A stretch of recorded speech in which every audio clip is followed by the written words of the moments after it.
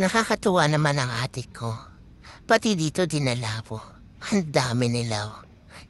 Naisip ko tuloy, yung mga toxic people, ang sarap ihagis dito. Tapos iwan ko na lang sila, no? O diba? Parang bawas-bawasan naman. At least maganda yung paghahagisan ko sa kanila. O ayan pa, oh. Di ba? Ang ganda. Kaya tuwan-tuwa naman ako dito sa mga halaman na to. Ate ko pa ganyan-ganyan, kaya matusok yan. Aray ang sabi niyan. Aray, aray, aray. Oo, di ba?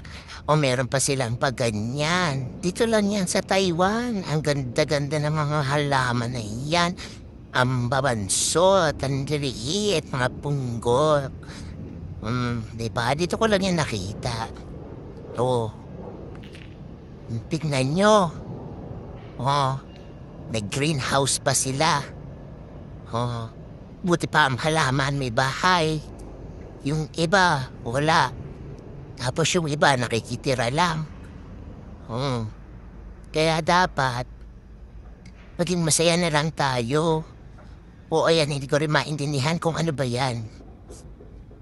Ito, tingnan mo. Ang ganda, bongga.